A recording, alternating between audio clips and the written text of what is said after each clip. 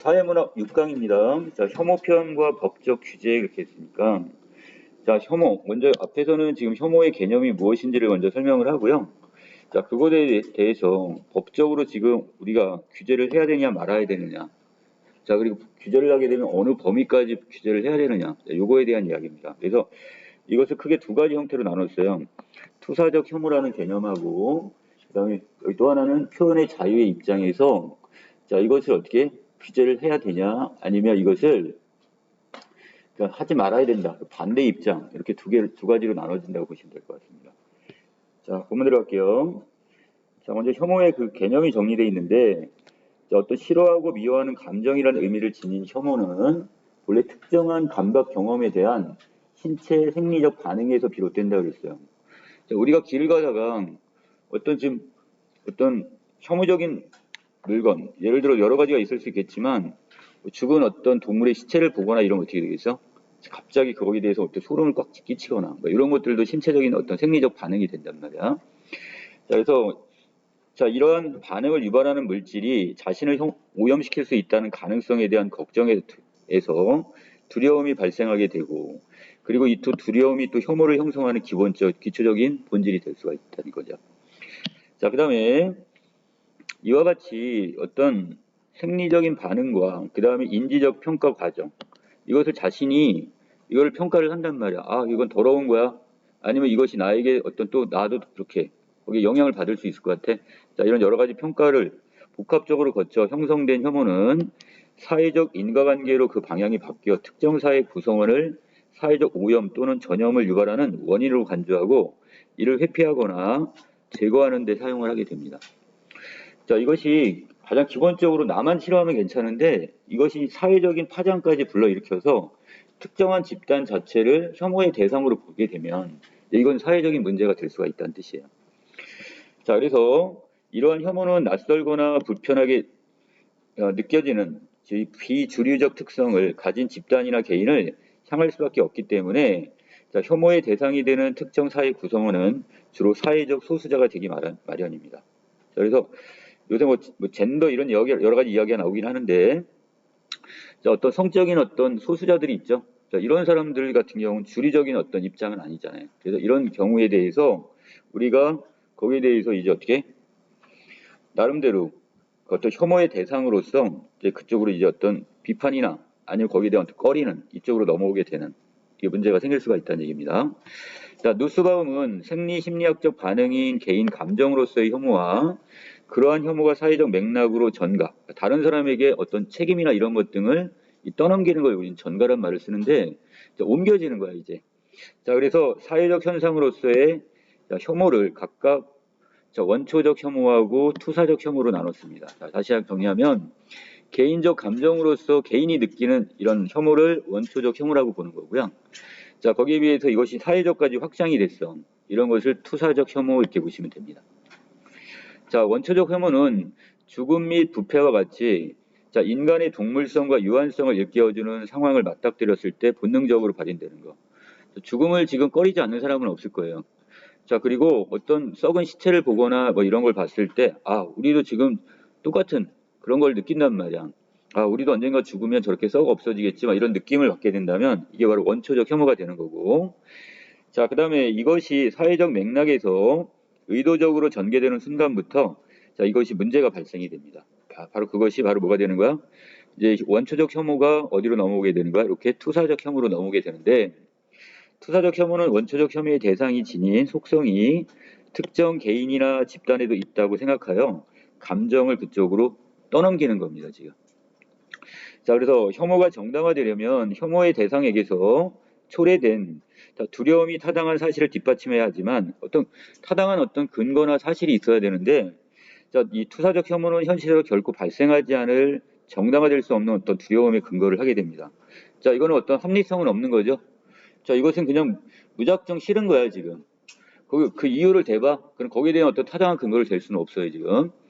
자, 이러한 측면에서 누스바움은 원초적 혐오는 법의 테두리 안에서 보호받을 수 있는데 반해서 이 투사적 혐오는 그렇지 않다고 자신의 주장을 했다, 이겁니다. 자, 그렇다면 자, 문제가 되는 것은 이 원초적 혐오도 문제가 될 수는 있겠지만 더 나아가서 이것이 이 투사적 혐오까지 넘어갔을 때 이것이 이제 큰 문제가 되겠네요. 자, 혐오의 표현은 투사적 혐오라 불리는 정당화될 수 없는 자, 이 혐오를 근거로 사회의 비주류에 속하는 소수자, 개인 또는 집단의 존엄성을 부정하는 표현 행위를 가리킵니다. 자, 다시 정리하면 우리 사회에서 어떤 주류가 될 수는 없어요. 주축이 될 수 있는 어떤 세력은 아니지만 이 비주류의 어떤 이런 속하는 소수자 개인이거나 또는 소수자들이 모여있는 어떤 집단이 있죠.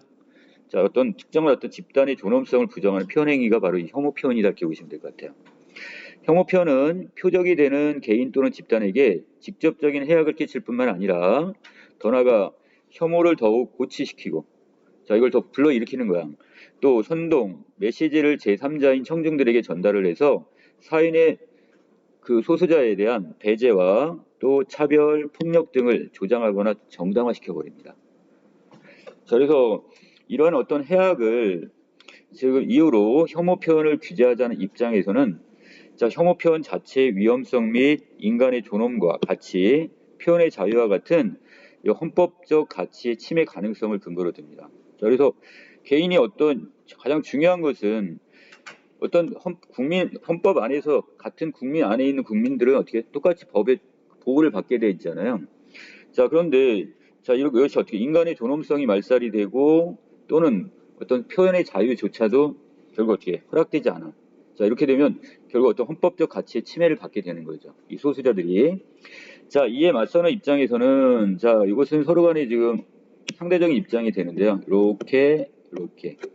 자, 혐오 표현을 규제하자는 입장은 이것을 규제를 지지하는 입장이니까 자, 어떤 법적인 어떤 장치를 마련하자 뭐 이 정도까지 넘어가는 쪽과 그 반대 입장인 경우였어요. 자, 그러면 안 된다. 자, 이 반대적 입장에서는 표현의 자유는 혐오 표현에서도 똑같이 보장돼야 하며 자, 이를 통해서 자, 표현의 자유를 보장하는 방법을 통해서 오히려 혐오 표현이 자연스럽게 퇴출될 수 있다는 가능성을 근거로 듭니다. 자, 좀 특이하죠? 자, 표현의 자유를 보장해. 그래서 그 사람이 싫어? 아니 어떤 단체가 싫어? 이런 혐오 표현을 함으로써 외려 이것이 혐오 표현이 자연스럽게 퇴출될 수 있다고 보는 거예요, 지금. 법적으로 막는 것보다는. 자, 혐오 표현의 규제 방식은 법적인 규제와 형성적 규제로 나누게 되는데 자, 법적 규제는 말 그대로 형사 범죄와 또는 이것을 민사 구제, 자, 차별 시정 등과 같이 법적으로 이걸 금지하는 방식, 이게 법적 규제라고 한다면 자, 거기에 비해서 형성적 규제는 국가기관 또는 시민사회가 앞장서 가지고 캠페인을 벌여요. 또는 교육 프로그램을 통해서 사회 공동체가 혐오 표현을 금지하는 데 합의할 수 있도록 유도하는 방법.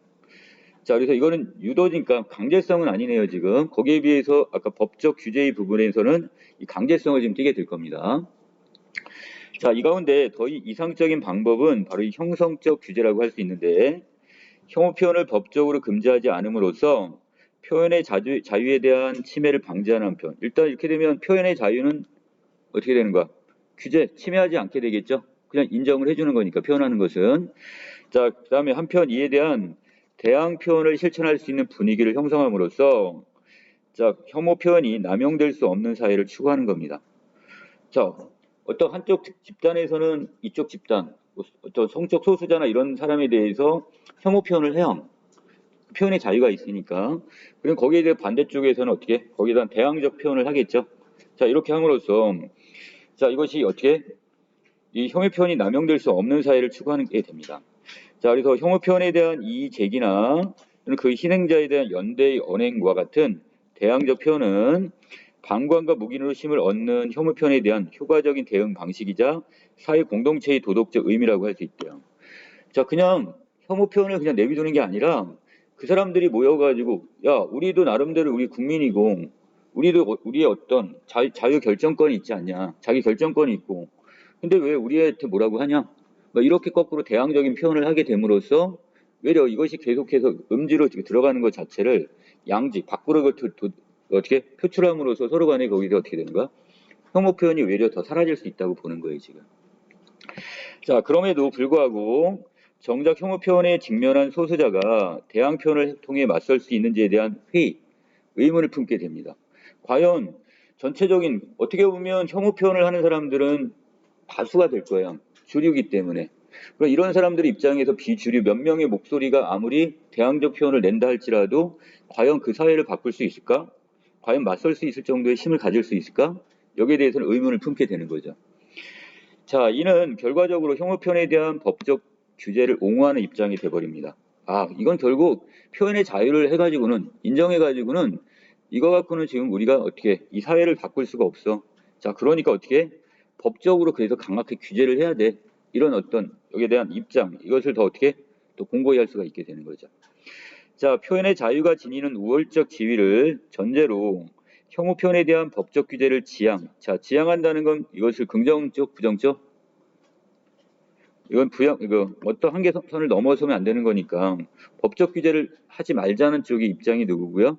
자, 미국입니다. 미국 같은 경우는 법적 규제를 하지 말자는 쪽으로 지금 이야기가 지금 됐고, 자, 거기에 비해서 영국이나 그 다음에 캐나다, 독일에서는 혐오 표현에 대해 적극적인 규제를 시행하고 있습니다. 자, 그래서 이 나라 같은 경우는 좀 약간 다른 입장이네. 그래서 이 성향이 달라요. 미국은 법적 규제 하지 말자. 아니야. 자, 이건 혐오 표현에 대해서는 이건 아까 얘기했던 어떤 형성적 규제만 가지고는 충분히 안 되니까 자, 이런 경우는 법적으로 강하게 규제를 해야 돼. 이게 바로 영국부터 독일까지의 어떤 입장입니다. 자, 이 가운데 규제에 대해 가장 적극적인 입장을 취하는 게 바로 독일인데요. 독일의 혐오 표현에 관한 법제는 이 홀로코스트와 같은 역사적 사실을 부정하는 행위를 혐오 표현으로 간주하고 있습니다. 자, 그래서 여러 가지 어떤 나태인의 이런 사람들에 대한 어떤 학살 같은 것들은 이거 어떻게 역사적 사실이잖아요. 근데 이 자체를 지금 부정한다는 것은 역사 자체를 왜곡해 버리는 거잖아요, 지금. 그래서 이런 경우에 대해서 이걸 법적으로 어떻게 해야 되는 거야? 막자. 강하게 이것은 어떻게 규제를 해야 된다 이런 입장이 되겠네요. 또한 특정 집단에 대한 모욕의 경우 독일 법원은 불가변적 특성 또는 집단 외부에 의하여 부여된 특성을 이유로 자, 이건 어떻게 해도 변할 수가 없는 부분이 있어. 자, 그리고 또 집단 외부에 의해서 부여된 특성을 이유로 집단의 모든 구성원이 표적이 된 경우, 즉 일반 대중으로부터 명백히 구별되는 집단 구성원 전체를 표적으로 하였다면, 이건 뭐라고? 집단 모욕죄를 지금 인정한다는 점을 주목합니다. 자, 독일 같은 경우에 어떤 유대인들이 여기 이렇게 같이 있단 말이죠. 근데 유대인들은 어떻게 보면 독일이 원래 좀 다른 어떤 민족으로 이렇게 분류가 돼버리는데, 이건 어떻게 보면 외부적으로 집단 외부가 이렇게 부여된 상황이란 말이야. 근데 여기에 대해서 만약에 지금 옛날에는 동독과 서독으로 이렇게 나눠져 있었단 말이죠. 근데 이것이 독일이 이렇게 통일이 되면서 같은 민족들이 이렇게 섞여버렸어, 지금 다른 민족이. 자, 그러면 이런 경우에 하나의 집단이 그 반대 집단 같은 경우에 대해서 만약에 이것을 표적으로 삼았다면 그 집단 모욕죄를 인정할 수가 있다는 얘기예요. 자, 좀 더 쉽게 보통 아직도 백인 우월론이 되게 강한 나라가 되게 많아요. 흑인 같은 경우를 어떻게 차별을 하는 거예요. 예를 들어 미국 같은 경우는 여러 가지 다문화 민족이 이렇게 모여 있는 경우인데 이걸 양분화해서 백인의 입장에서 흑인 자체를 이걸 혐오의 대상으로 본다면 이거 같은 경우는 결국 어떻게 돼? 결국 나라가 형성이 되면서 백인과 여기 흑인이 합쳐져 가지고 하나의 나라를 형성이 됐는데 백인의 입장에서 흑인을 무조건 이렇게 혐오의 대상으로 이렇게 차별해 버리면 자, 그런 경우는 바로 이렇게 집단 모욕죄를 독일에서는 이렇게 한단 말이에요. 미국은 아니지만. 자, 또한 이와 같이 혐오 표현으로 간주되는 내용이 인터넷망에 게시될 경우에 자, 유포의 범위가 넓어질 수 있다는 점에서 대중 선동죄로도 판단을 합니다. 자, 이것을 인터넷에 올려버렸어. 이런 내용들을 혐오의 표현 같은 경우를. 그러면 결국 이것을 대중을 선동한 죄까지 여기 더 물을 수가 있다는 얘기고요. 해당 또 인터넷망이 해외의 것이더라도 이러한 내용이 자국 내에 유포되어 영향을 미칠 가능성이 있다면 할 수 있다는 자, 바로 이 소셜 네트워크 집행법. 자, 이것도 존재할 수가 있다는 얘기입니다. 자, 한국 사회 또한 최근 혐오 표현으로 인한 사회적 문제가 만연하면서 이에 대한 규제론적 담론이 활발하게 진행되고 있지만 자, 지금 예를 들어 가지고 얼마 전에 군인이 자기가 뭐였어요? 또 성소수자나 아니면 지금 일부러 어떻게 자기가 이제 성전환 수술을 했단 말이죠. 자, 이런 경우에 대해서도 어떻게 돼? 또 그것뿐만 아니라 여러 가지 어떤 사회적인 어떤 이런 혐오적 표현들이 상당히 많이 나오고 있는데 자, 여전히 혐오 표현에 관한 체계적이고 구체적 대응이 지금 부재하고 관련 법령의 제정 속도도 더딘 상황입니다. 자, 이러한 상황이 지속된다면 자, 혐오 표현을 무제한적으로 허용하는 것으로 이해될 수 있으므로 자, 여기서 당부하는 것은 혐오 표현을 규제할 수 있는 입법적 조치를 서둘러 마련해야 할 필요다. 우리도 어떤 법적인 조치를 이것을 마련할 필요가 있다 이렇게 이야기를 하고 있네요. 자, 아래로 내려가시면 자, 혐오 감정의 형성 과정을 설명했어요. 자, 특정한 어떤 감각을 경험을 했어요. 자, 여기에 대해서 신체 생리적 반응이 일어나겠죠. 자, 예를 들어서 내가 오염물의 어떤 냄새를 맡았어. 자, 그걸 보고 나서 또는 어떤 외양을 보고 나서 역겨움을 느꼈단 말이죠. 이런 게 바로 생리적 반응이라고 보시면 될 것 같고, 자, 이러한 반응이 자, 유발하는 어떤 물질이 자신을 그렇게 만들 수 있다는 가능성에 대한 걱정과 이 두려움, 이것에 의해서 뭐가 형성이 된다? 혐오 감정이 이렇게 형성이 되게 되는 겁니다.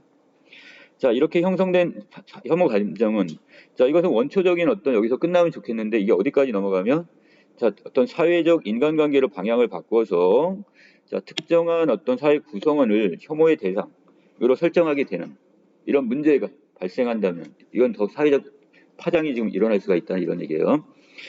자, 그 다음에 혐오 표현이란 투사적 혐오와 같은 정당화될 수 없는 혐오를 근거로 사회의 비주류, 바로 여기 소수자 개인이나 집단, 이 존엄성을 부정하는 표현 행위를 우리는 혐오 표현이라 이렇게 얘기했고요.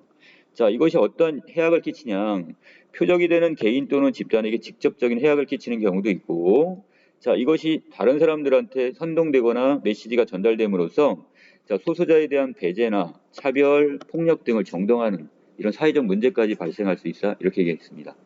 자, 여기까지 내용 정리 마칠게요.